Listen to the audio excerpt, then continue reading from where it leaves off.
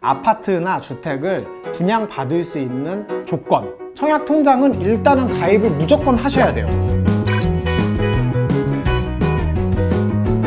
많이들 들어보셨을 거예요. 청약, 줄임말인데 주택청약 종합저축. 저도 진짜 제가 청약을 들었는지조차 몰랐어. 심지어 나는 한 10년 가까이 부었더라고, 우리 엄마가. 20대 중후반만 하더라도 야, 내가 그 집을 어떻게 사냐. 막상 결혼을 하고 그러다 보니까 이제 전세를 막 이리저리 옮기는 것보다는 집을 가지고 있는 게 낫겠다라고 이제 판단을 했는데, 그러다 보니까 청약이 들어왔어요. 그래가지고 그때 공부한 내용을 제가 오늘 한번 풀어봅니다.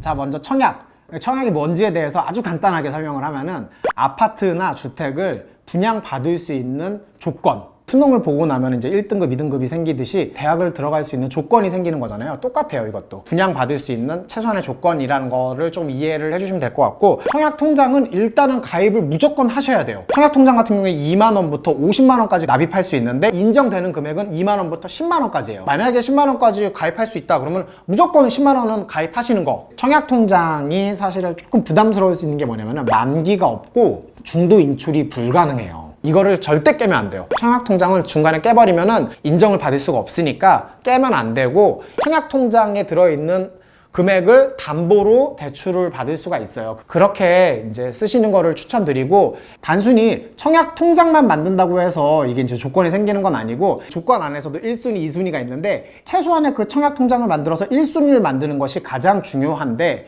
1순위를 그럼 어떻게 만드는지 한번 알아볼게요. 국민주택이 있고 민영주택이 있어요. 국민주택 같은 경우에는 딱 들어보면 국민 들어가 있잖아요. 그러면 이게 국가가 만든, 지자체가 만든 이런 브랜드의 아파트들이에요. 예를 들면 뭐 LH, SH 뭐 이런 게 있을 수 있겠죠. 그리고 민영주택 같은 경우에는 소위 알고 있는 그런 아땡파크 뭐 이렇게 나 이거 재미 포인트인데 이거? 왜 우리 많이 알고 있는 그 뭐 아땡파크, 롯데캐셔 뭐 이런 것들, 브라우니스톤 재미없나?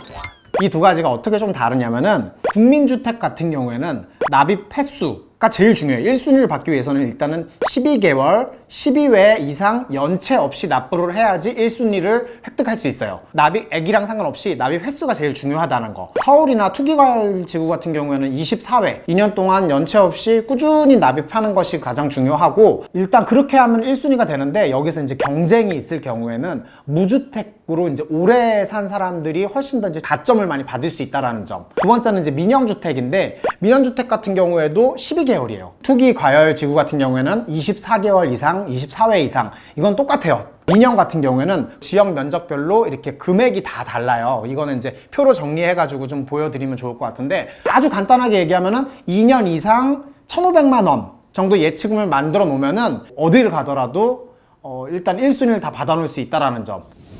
청년 우대형 청약 통장이 나왔어요. 원래 일반 통장은 1.8% 금리거든요. 여기에다가 1.5%를 더해가지고 3.3% 금리를 더해줘요. 3.3%. 두 번째는 이게 비과세가 돼요. 사실은 비과세 조건이 이건 조금 말도 안 되긴 하는데, 형제 자매까지 주택이 없어야 돼요. 제가 봤을 때는 할 수 있는 사람들은 많이 없을 것 같고, 그럼에도 불구하고 해야 되는 게 소득공제가 된다라는 점. 청약통장에다가 이득까지 주니까 이건 무조건 해야 된다라는 거. 청년우대형이라서 좀 조건이 좀 있는데, 만 19세에서 34세까지, 분필자 같은 경우에는 39까지 되는 것 같아요. 연소득 3천만 원 이하. 일반 청약통장이 있다면은 이걸로 전환하는 것도 가능해요. 무주택 세대주 혹은 무주택 세대의 세대원 조건이 되신다 그러면 전환하시는 것도 추천드립니다.